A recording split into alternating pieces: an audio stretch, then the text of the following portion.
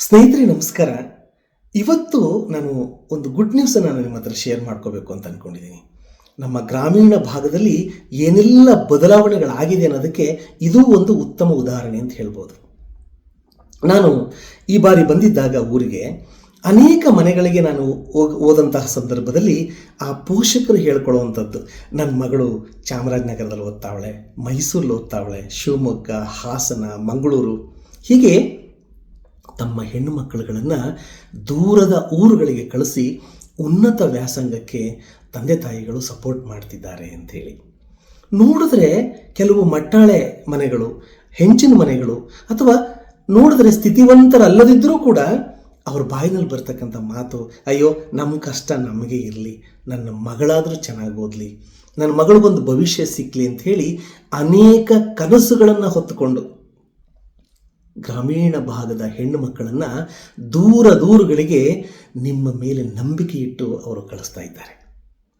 ಆ ನಂಬಿಕೆಗಳನ್ನು ಸತ್ಯ ಮಾಡ್ತಕ್ಕಂಥದ್ದು, ಆ ನಂಬಿಕೆಗಳನ್ನು ಹುಸಿ ಮಾಡದೇ ಇರತಕ್ಕಂತಹ ಜವಾಬ್ದಾರಿ ನಮ್ಮ ಗ್ರಾಮೀಣ ಭಾಗದ ಪ್ರತಿಯೊಂದು ಹೆಣ್ಣು ಮಕ್ಕಳಿಗೂ ಇರಬೇಕು. ಮತ್ತು ಇನ್ನೊಂದು, ಅನೇಕರು ಎಷ್ಟೇ ದೂರಕ್ಕೆ ಹೋದರೂ ಕೂಡ, ಅಂದರೆ ತಮ್ಮ ಮನೆಯ ಆ ಒಂದು ವಾತಾವರಣ ಪರಿಸರವನ್ನು ಬಿಟ್ಟು ಬೇರೆ ಇನ್ಯಾವುದೋ ಒಂದು ಪರಿಸರಕ್ಕೆ, ಅಂದರೆ ತುಂಬ ಅನುಕೂಲವಾದಂತಹ ಪರಿಸರಕ್ಕೆ ಹೋದರೂ ಕೂಡ ತಮ್ಮ ತನವನ್ನು ಬಿಟ್ಕೊಡೋದಿಲ್ಲ. ಯಾಕೆ ಅಂತ ಹೇಳಿದ್ರೆ, ಯಾವಾಗ ನಮ್ಮ ಸಂಸ್ಕೃತಿ, ನಮ್ಮ ತನ ಅಥವಾ ನಮ್ಮ ಸಂಪ್ರದಾಯಗಳನ್ನು ನಾವು ಬಿಡ್ತೇವೋ ಅವತ್ತು ನಾವು ಸತ್ತ ಹಾಗೆ. ಉದಾಹರಣೆಗೆ, ನಾನು ಈ ದೇಶಕ್ಕೆ ಬಂದು 17 ವರ್ಷಗಳಾಯಿತು. ಹೊಟ್ಟೆಪಾಡಿಗೋಸ್ಕರ ಒಂದಷ್ಟು ಇಂಗ್ಲೀಷು, ಒಂದಷ್ಟು ಕಂಪ್ಯೂಟರು, ಒಂದಷ್ಟು ಇಲ್ಲಿಗೆ ಬೇಕಾದಂತಹ ಸ್ಕಿಲ್ಸನ್ನು ಕಲಿತ್ಕೊಂಡು ನಾನು ಇಲ್ಲಿ ಕಾರ್ಯನಿರ್ವಹಿಸ್ತಾ ಇದ್ದೇನೆ.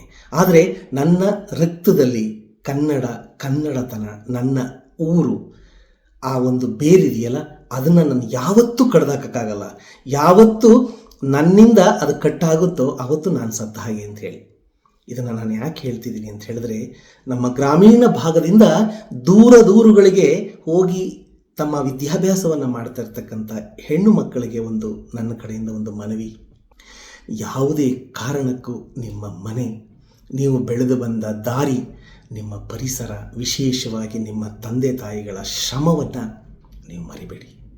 ನೀವು ಯಾವುದೋ ಒಂದು ತೀರ್ಮಾನ ನಾನು ತಗೊಳ್ತೀನಿ, ನನಗೆ 18 ವರ್ಷ ತುಂಬೋಗ್ಬಿಟ್ಟಿದೆ, ನಾನು ಕಾನೂನಿನ ಪ್ರಕಾರ ಮೇಜರು, ನಾನು ಯಾವುದೇ ತೀರ್ಮಾನವನ್ನು ತಗೊಳ್ಳೋಕ್ಕೆ ನಾನು ಅರ್ಹಳು ಅಂತ ಹೇಳಿ ಅನೇಕ ಹೆಣ್ಣುಮಕ್ಕಳುಗಳು ಆತುರದ ನಿರ್ಧಾರಗಳನ್ನ ತೆಗೆದುಕೊಂಡು ತಮ್ಮ ಜೀವನವನ್ನು ಹಾಳು ಮಾಡಿಕೊಂಡಿರೋದು ಉಂಟು.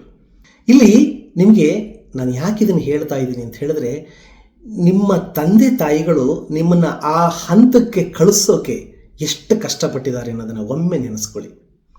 ನೀವು ರಜಕ್ಕೆ ಊರಿಗೆ ಬರ್ತೀರಲ್ಲ, ಆ ಸಂದರ್ಭದಲ್ಲಿ ನಿಮ್ಮ ತಂದೆ, ಅಂದರೆ ನಿಮ್ಮ ಅಪ್ಪನ ಪಂಚೆ ಬನಿಯನ್ನು ನಿಮ್ಮ ತಾಯಿ ಒಗೆದು ಹಿಂದ್ಗಡೆ ಹಿತ್ತಲಲ್ಲೋ ಎಲ್ಲೋ ಒಣಗಾಕಿರ್ತಾರಲ್ಲ, ಅದನ್ನು ಒಂದ್ಸತಿ ನಿಮ್ಮ ಕಣ್ಣು ಅಗಲಿಸ್ಕೊಂಡು ನೋಡಿ ಎಷ್ಟು ತೂತುಗಳಿರುತ್ತೆ ಅಂತ ಹೇಳಿ.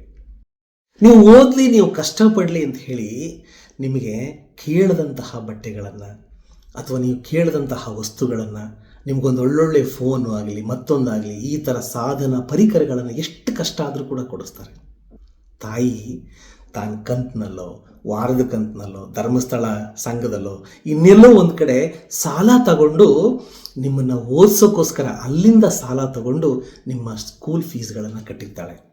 ಅದನ್ನು ತೀರ್ಸೋಕ್ಕೋಸ್ಕರ ಪ್ರತಿ ವಾರ ಆಕೆ ಕೂಲಿ ಮಾಡಿ ಆ ವಾರದ ಕಂತನ್ನು ಕಟ್ತಾಳೆ. ಇಲ್ಲಾಂದರೆ ಬಿಡ್ತಾರ ಜನ? ಇದನ್ನೆಲ್ಲವನ್ನು ನೀವು ಅರ್ಥ ಮಾಡ್ಕೋಬೇಕು. ನೀವು ಮನೆಗೆ ಬಂದ ತಕ್ಷಣ ಆ ಮೆಟ್ಟಲಿನಲ್ಲಿ ನಿಮ್ಮಪ್ಪನ ಪಾದರಕ್ಷೆಗಳನ್ನು ಒಂದ್ಸತ್ ನೋಡಿ, ಅದಕ್ಕೆ ಎಷ್ಟು ಪಿನ್ ಹಾಕೊಂಡಿರ್ತಾನೆ ಅಂತ ಹೇಳಿ. ನಿಮ್ಮ ತಾಯಿ ಹತ್ರ ಯೋಚನೆ ಮಾಡಿ, ನಿಮ್ಮ ತಾಯಿ ಹತ್ರ ಹೋಗಿ ಮಾತಾಡಿ, ಅವ್ವ ನೀನು ನನ್ನ ಫೀಸನ್ನು ಹೇಗೆ ಕಟ್ಟಿದೆ, ಅಪ್ಪ ನನ್ನ ಫೀಸನ್ನು ನೀನು ಯಾವ ಥರ ಹೊಂದಿಸ್ತೆ ಅಂತ ಹೇಳಿ ಒಮ್ಮೆ ಕೂತ್ಕೊಂಡು ಅವ್ರ ಹತ್ರ ಮಾತಾಡಿ. ಆಗ ಅವರ ಕಣ್ಣೀರಿನ ಅಥವಾ ಆ ನಿಮಗೆ ಫೀಸ್ ಕೊಟ್ಟಿರೋ ಹಿಂದಿನ ಕಥೆ ನಿಮ್ಗೆ ಅರ್ಥ ಆಗುತ್ತೆ. ನಾನು ಇದನ್ನೆಲ್ಲ ಯಾಕೆ ಹೇಳ್ತಿದ್ದೀನಿ ಅಂತಂದರೆ, ಎಲ್ಲ ಹೆಣ್ಣು ಮಕ್ಕಳುಗಳು ಅಂತ ನಾನು ಹೇಳ್ತಾ ಇಲ್ಲ, ಆದರೆ ಕೆಲವರು ತಾವು ಬಂದ ಹಾದಿಯನ್ನು ಮರೆತುಬಿಟ್ಟು ತಮ್ಮ ಕೈನಲ್ಲಿ ಪದವಿ ಇದೆ, ತಾವು ಸರ್ವ ಸ್ವತಂತ್ರರು, ನಾನು ಎಲ್ಲಾದರೂ ಹೋಗಿ ಬದುಕೊಳ್ಬಲ್ಲೆ ಅಂತ ಹೇಳಿ ಅನೇಕ ಸ್ವತಂತ್ರ ನಿರ್ಧಾರಗಳನ್ನ ತೆಗೆದುಕೊಳ್ತಾರೆ. ಒಂದು ವಿಚಾರವನ್ನು ನಾನು ನಿಮಗೆ ಜ್ಞಾಪಿಸ್ತೀನಿ, ನಿಮ್ಮ ಪರಂಪರೆಯನ್ನು ಮರಿಬೇಡಿ. ನಿಮಗೆ ಸಹಕರಿಸಿದ, ನಿಮಗೆ ಜನ್ಮ ಕೊಟ್ಟ ಇಷ್ಟು ಇಷ್ಟು ದಿನದವರೆಗೆ ನಿಮ್ಮನ್ನ ಕೈ ಹಿಡಿದು ಕಾಪಾಡಿದ, ನಿಮ್ಮನ್ನ ಬೆಳೆಸಿದ, ಅಥವಾ ನಿಮ್ಮನ್ನ ಈ ಹಂತಕ್ಕೆ ತರಲಿಕ್ಕೆ ತುಂಬ ಕಷ್ಟಪಟ್ಟಂತಹ ನಿಮ್ಮ ತಂದೆ ತಾಯಿಗಳ ಶ್ರಮ, ಅವರು ಬೆವರು ಸುರಿಸಿಲ್ಲ, ಅವರ ರಕ್ತನೇ ಬಸದು ಬಿಟ್ಟಿದ್ದಾರೆ. ಅವ್ರ ಕಣ್ಣಲ್ಲಿ ಬರ್ತಾ ಇರತಕ್ಕಂಥದ್ದು ಕಣ್ಣೀರಲ್ಲ, ರಕ್ತ. ಹಾಗಾಗಿ ನಿಮ್ಮನ್ನ ಈ ಹಂತಕ್ಕೆ ತರಬೇಕು ಅಂತಂದರೆ ಆ ತಂದೆ ತಾಯಿಗಳು ಅದೆಷ್ಟು ಕಷ್ಟಪಟ್ಟಿದ್ದಾರೆ ಒಮ್ಮೆ ನೆನೆಸ್ಕೊಳ್ಳಿ.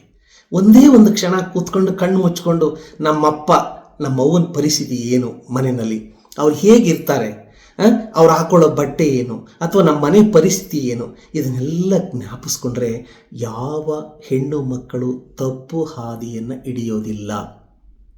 ದಯಮಾಡಿ ಇದನ್ನು ನೀವು ಅರ್ಥ ಮಾಡ್ಕೋಬೇಕಾಗಿರ್ತಕ್ಕಂಥದ್ದು ಬಹಳ ಬಹಳ ಮುಖ್ಯ. ಹಾಗೆಯೇ ಇನ್ನೊಂದು ಅಂಶವನ್ನು ಯಾವ ಹೆಣ್ಣು ಮಕ್ಕಳು ಮರಿಬಾರ್ದು.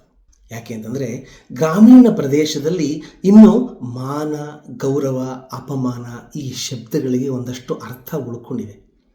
ಅಂದರೆ ನಿಮ್ಮ ತಂದೆ ತಾಯಿಗಳು ಯಾವಾಗಲೂ ಎದೆ ಉಬ್ಬಿಸಿ, ಅಂದರೆ ಮೀಸೆಯನ್ನು ತಿರುತ್ತಾ ಎಲ್ಲ ಕಡೆ ಹೇಳ್ಕೊಂಡು ಬರ್ತಿರ್ತಾರೆ, ನಮ್ಮ ಹೆಣ್ಣು ಅದೆಲ್ಲೋ ಓದ್ತಾ ಇದೆ, ನಮ್ಮ ಹೆಣ್ಣು ಬೆಂಗಳೂರಲ್ಲಿ ಓದ್ತಾ ಇದೆ, ನಮ್ಮ ಹೆಣ್ಣು ಏನೋ ಸಾಧನೆ ಮಾಡ್ತಾ ಇದೆ, ನನ್ನ ಮಗಳು ಅಲ್ಲಿ ಹೋಗಿ ಪದವಿ ತಗೊಳ್ತಾ ಇದ್ದಾಳೆ, ಯಾವುದೋ ಒಂದು ಉನ್ನತವಾದ ಕೋರ್ಸ್ ಮಾಡ್ತಿದ್ದಾಳೆ ಅಂತೇಳಿ ಊರು ತುಂಬ ಹೇಳ್ಕೊಂಡು ಬರ್ತಾನೆ ಅಪ್ಪ.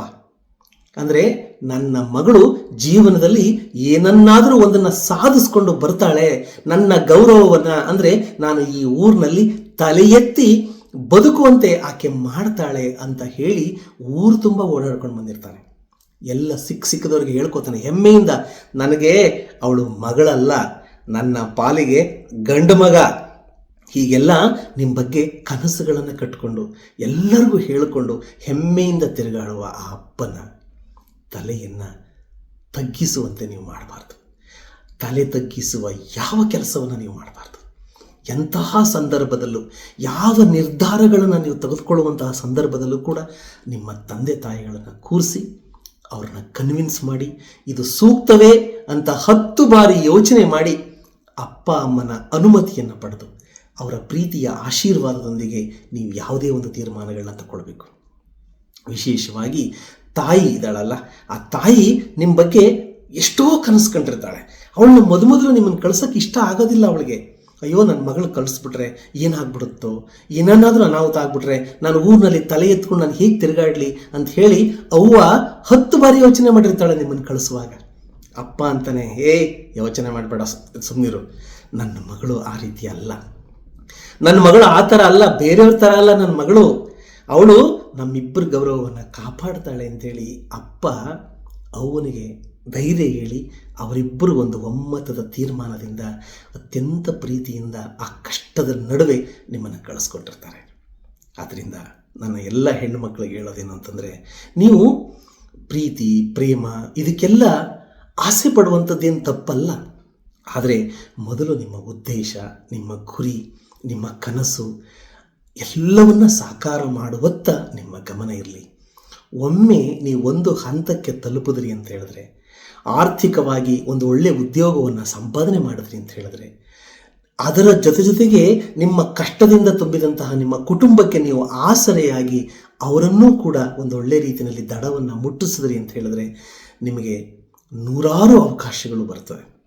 ಅಲ್ಲಿಯ ತನಕ ಸಾವಧಾನದಿಂದ ಕಾದು ನಿಮ್ಮನ್ನು ನಂಬಿದವರಿಗೆ, ನಿಮ್ಮನ್ನು ಹೆತ್ತವರಿಗೆ, ನಿಮ್ಮ ಪೋಷಕರಿಗೆ, ನಿಮ್ಮ ತಂದೆ ತಾಯಿಗಳಿಗೆ ಕಣ್ಣಲ್ಲಿ ನೀರು ಬರದ ಹಾಗೆ ನೋಡ್ಕೊಳ್ತಕ್ಕಂಥದ್ದು ನಿಮ್ಮ ಜವಾಬ್ದಾರಿ. ಯಾಕೆ ಅಂತಂತಂದರೆ, ಇಷ್ಟೆಲ್ಲ ಕಷ್ಟಪಟ್ಟು ನಿಮ್ಮನ್ನು ಆ ಹಂತಕ್ಕೆ ಆ ತಂದೆ ತಾಯಿ ಕಳಿಸ್ಬಿಟ್ಟು ಅವ್ರ ಕಣ್ಣಲ್ಲಿ ನೀರು ಬರೆಸಿದ್ರೆ ನಿಮ್ಗೆ ಒಳ್ಳೆಯದಾಗತ್ತಾ?